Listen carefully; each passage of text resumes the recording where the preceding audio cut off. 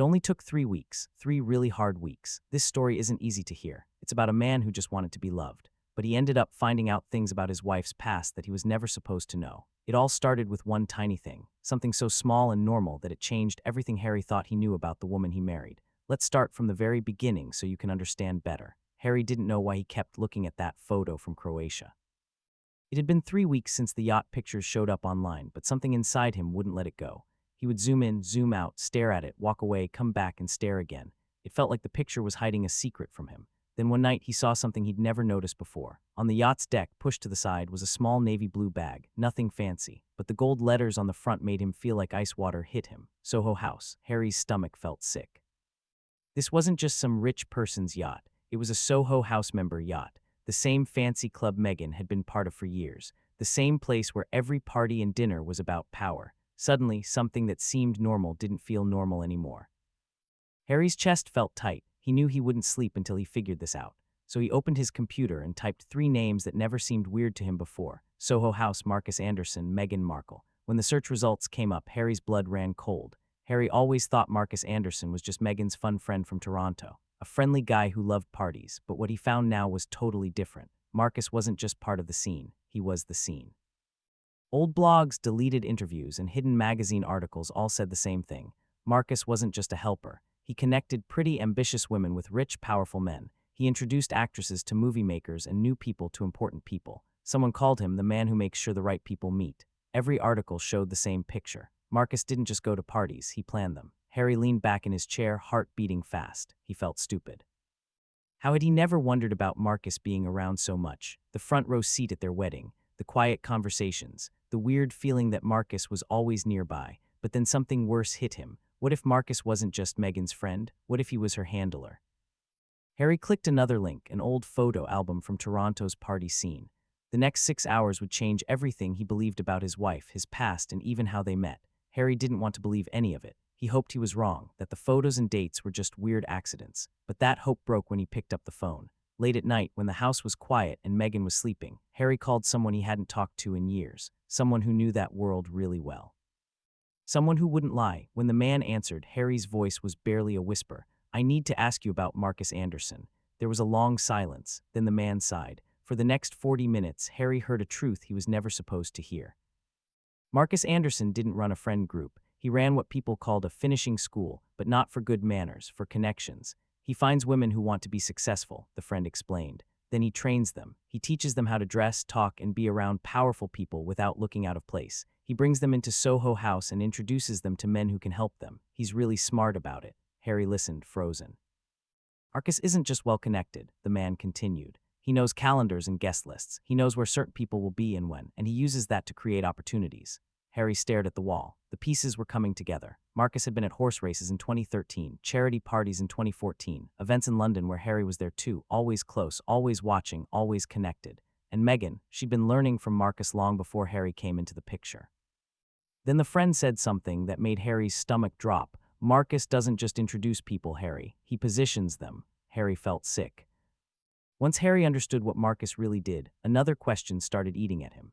How did Meghan pay for all of this? Her flights across Europe, her fancy clothes, her Soho House memberships in different cities, her expensive hotels during yacht weeks, being at every fancy event Marcus planned. Harry knew how much money she made from her TV show, and it didn't add up, not even close. So he talked to someone still connected to Soho House Toronto.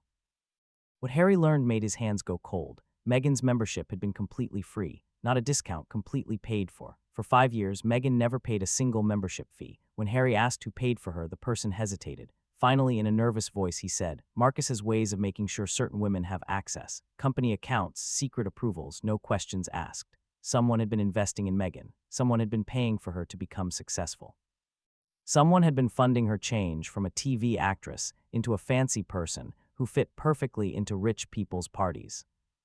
Harry grabbed a pen and started adding things up. Flights between Toronto, New York, London, Istanbul, Barcelona, Miami. Designer outfits for every event. Soho House lifestyle costs. Yacht week stays. Hair, makeup, fancy styling. The total hit him like a punch, $70,000 a year. And Meghan's paycheck couldn't have covered even half of that. Someone had been backing her climb up the ladder. And once Harry saw the money trail, he couldn't unsee it.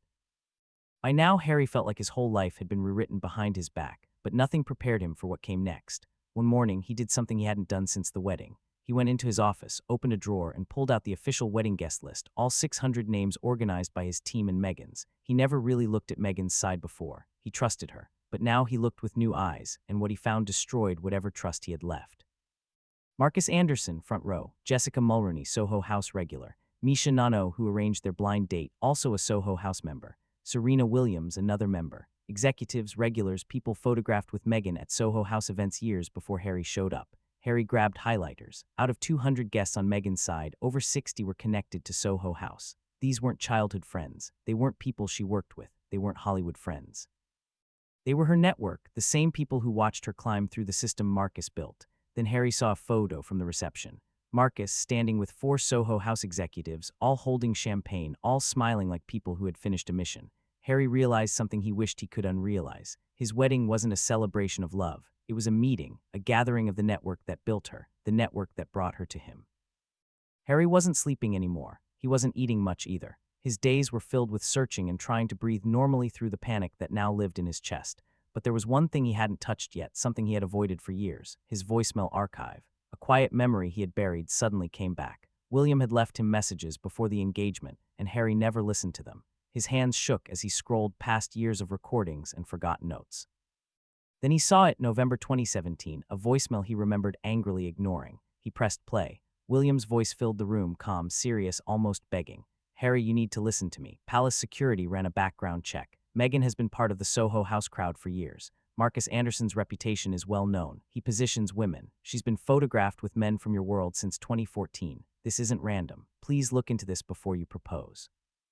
Harry froze. He played it again, then again. His brother wasn't jealous. He wasn't trying to control him. He wasn't being mean about Meghan. He had real information. Harry found 2 more voicemails. In one, William said security found Meghan at events connected to Harry's charity donors. In another, he warned Harry again that Marcus had deep connections to Harry's circle. Harry had deleted those messages without listening, blinded by love, convinced that everyone was trying to ruin his happiness.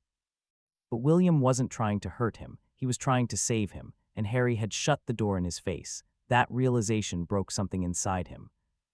Harry lies awake most nights now, staring at the ceiling, replaying every moment of the past 10 years. Every smile, every coincidence, every introduction, every conversation that felt lucky. Was any of it ever real, or was he just the final piece of a long, carefully arranged puzzle? The truth he once refused to face now whispers to him in the dark. Meghan didn't fall into his world. She climbed into it, step by step, hand in hand with Marcus Anderson, funded, guided, positioned. And Harry, the boy who spent his whole life wishing someone would choose him for who he was, finally understood. He hadn't been chosen. He had been targeted. And that realization is the nightmare he lives in now.